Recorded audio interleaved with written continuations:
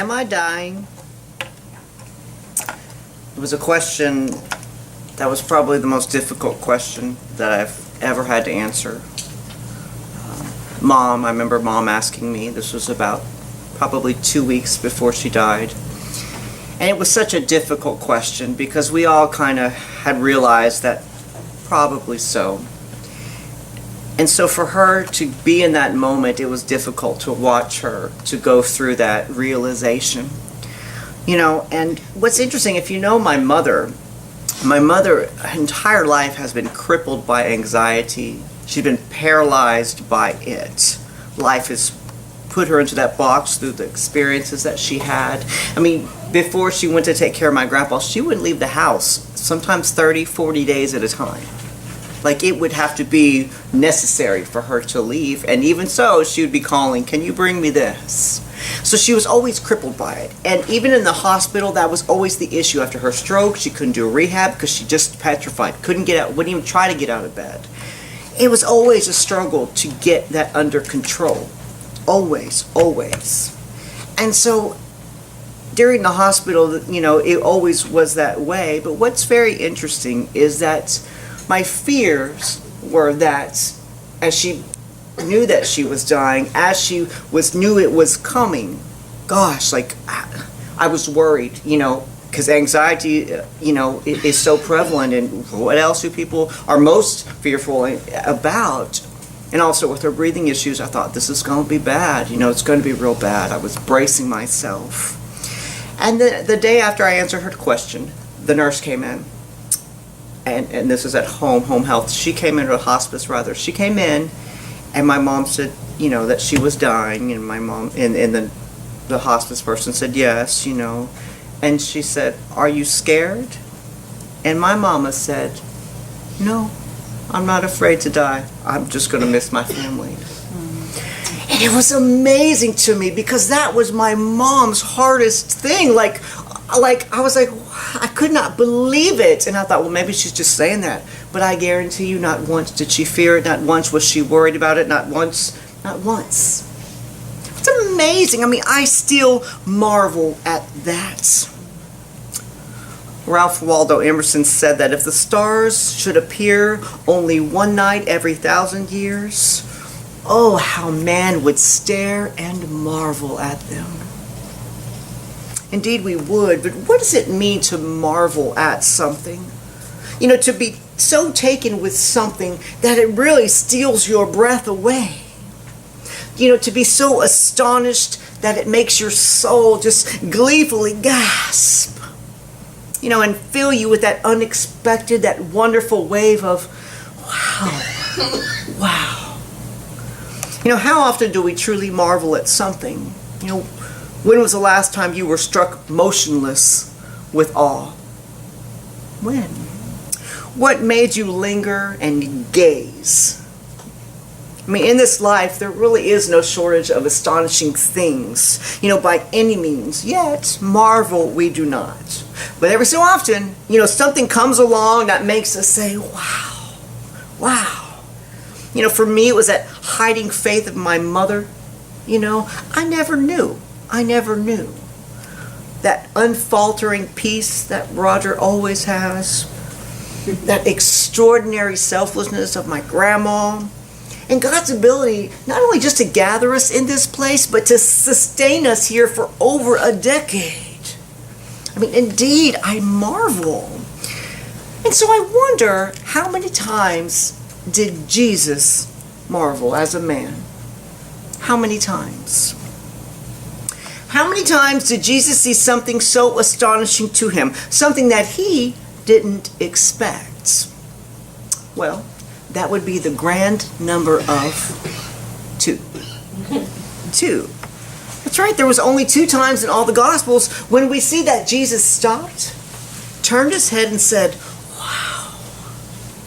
You know, the actual Greek word used is thaumazo, which is found, again, only twice.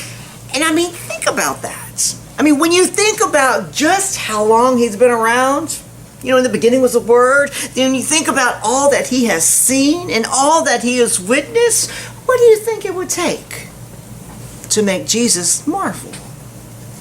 What in the world could astonish the Lord of all creation? I mean, it would have to be something big, right? Our gospel today is actually the second time that it happens, but just for our own understanding of the story, let's talk about the first time that he did.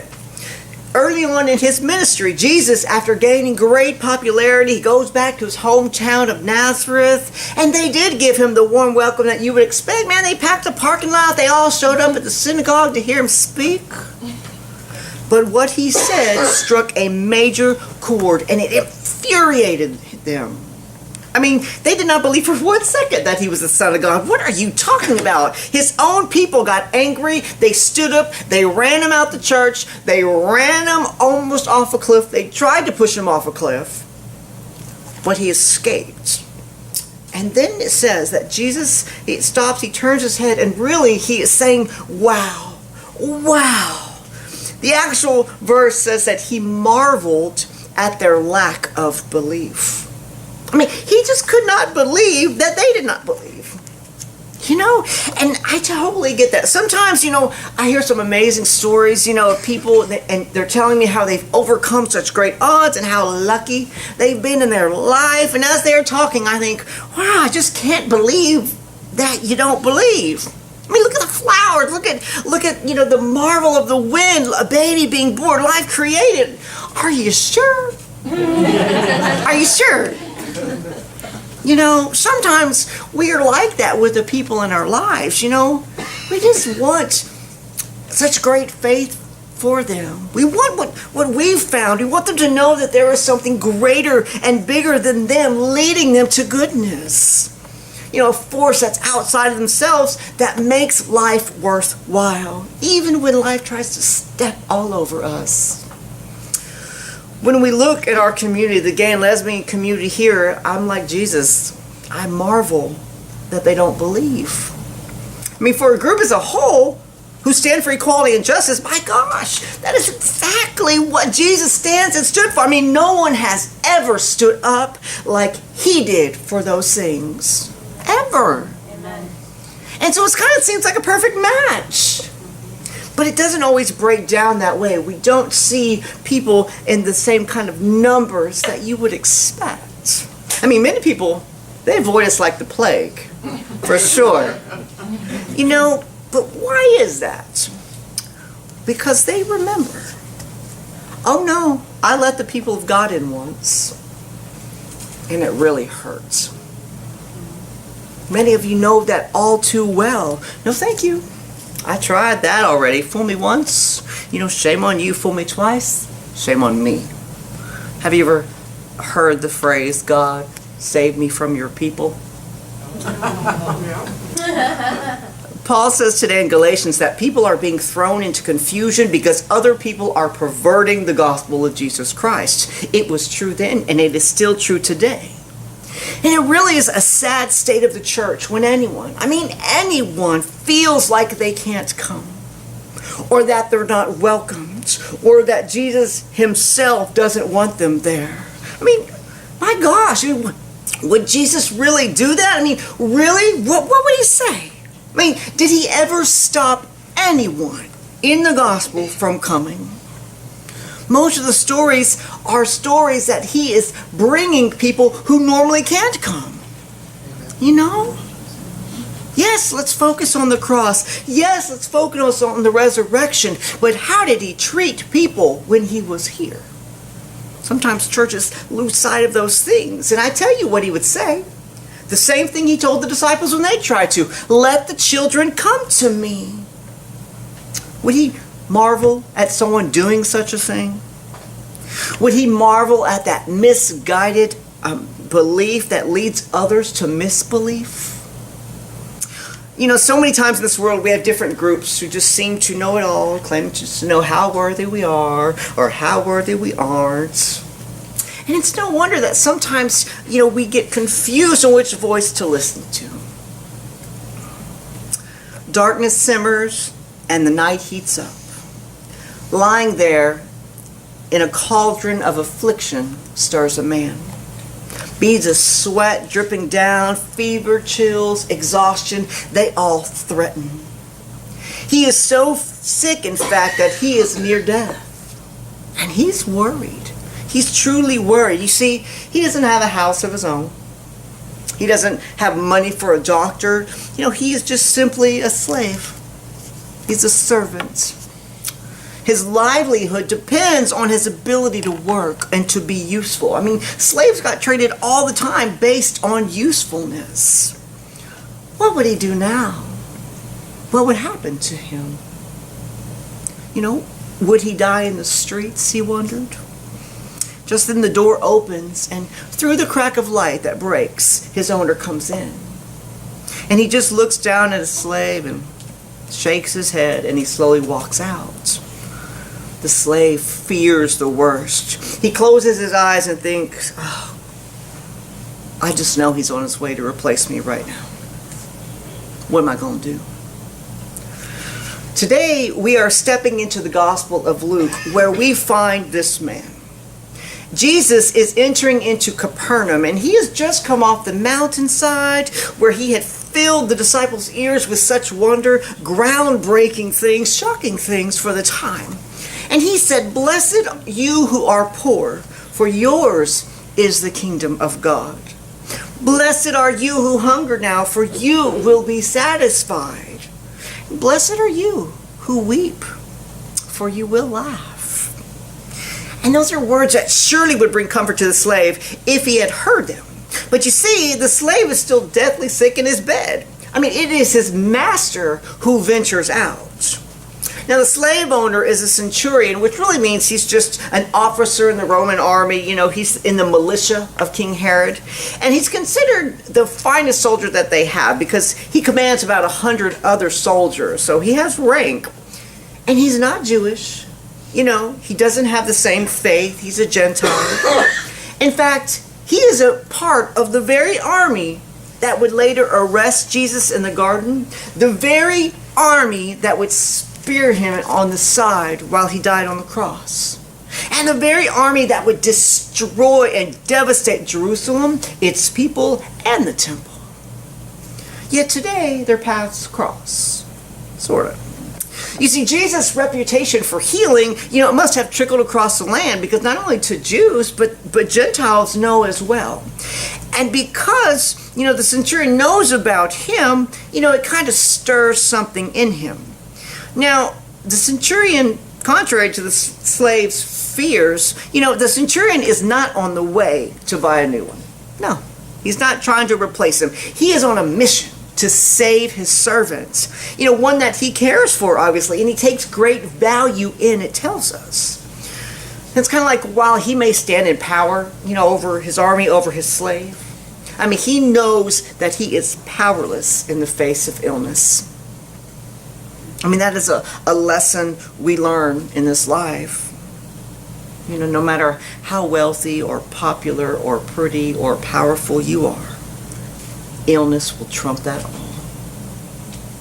You can ask probably Steve Jobs' family, and they'll tell you. But the centurion hears of Jesus, one with power over ailing flesh, and he is going to do whatever it takes to save his servants. And in fact, it really sounds like he is more than just a slave. This soldier sure is starting to sound like a good man, y'all. Now, he knows that there is a cultural and a religious divide between Gentiles and Jews. In fact, the Jewish law forbids it. So he doesn't approach Jesus. He doesn't go because he doesn't want to upset him, when he had such a big request to ask. You see, he thinks that he can't come to Jesus. When in fact, Jesus received Gentiles generously and lovingly all throughout the gospel, and often more often than Jews. But the religious leaders of the day, they made it clear who could come and who could not. Does that sound familiar? So instead, the centurion goes through the proper channels. He's like, I want every chance for this working out. I'm going to do what I'm supposed to. He goes through those proper channels. He goes to the Jewish elders, and he makes a request for this healing. And then the Jewish leaders come to Jesus. They send, their elders to speak to Jesus, and they plead very earnestly with Jesus. Can you come and heal this man's servants? Please, this man is worthy.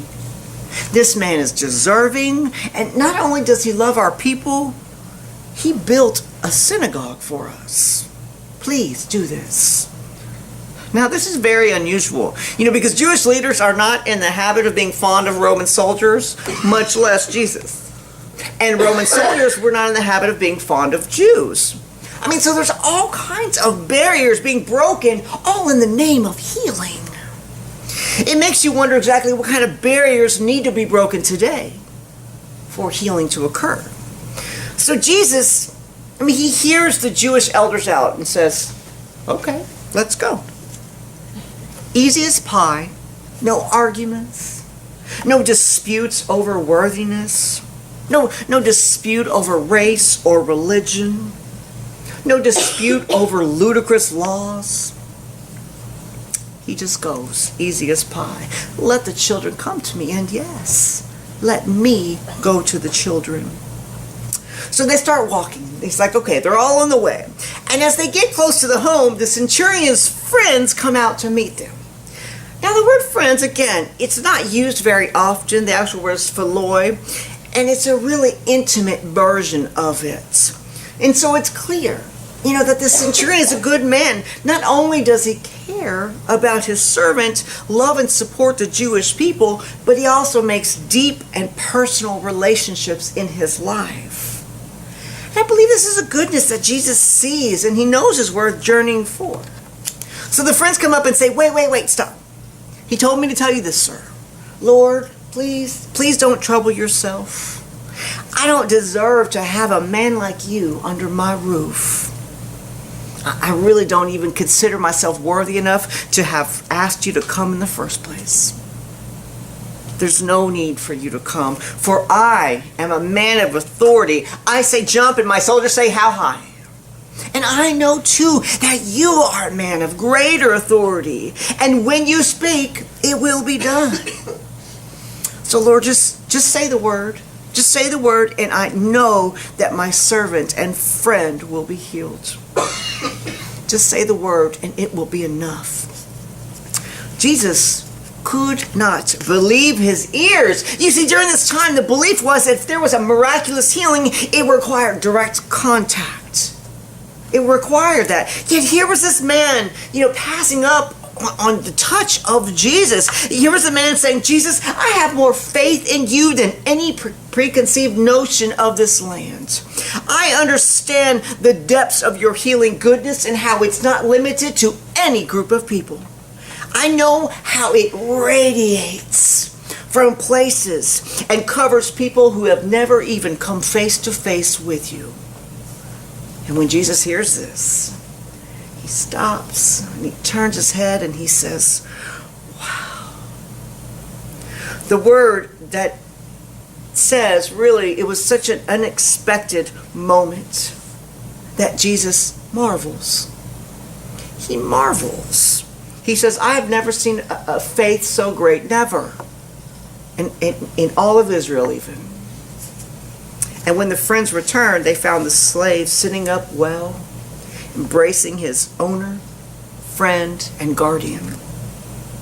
Now, when we hear the story, we can almost picture the centurion on his knees, pouring out his heart, his pleas to Jesus.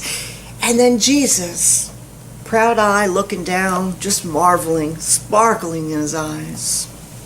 You see, when the friends speak, it's in first person for the centurion. So it feels like he's there because it's in his own words. But what's so amazing about this story is that Jesus never encounters the centurion or the slave, not once. Not once. Yet, healed was the slave. You see, when you think about the people in your lives that you love, those who for whatever reason are reluctant to approach God, you got to understand that you don't have to worry about their welfare. You don't have to worry about God interceding in their lives or bringing them wellness or bringing them peace. And do you want to know why? Because of you.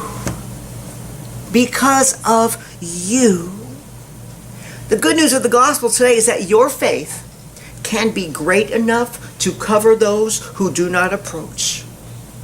That is, if you approach for them. That is the word of the Lord today. The truth is that Jesus bars no one from coming. Indeed, the children come to him. As we think about our church, our community, and our roles as God's servants, I mean, we are called to not stop until every last one has a faith like the centurion. And one by one, as they come into the door, we will marvel at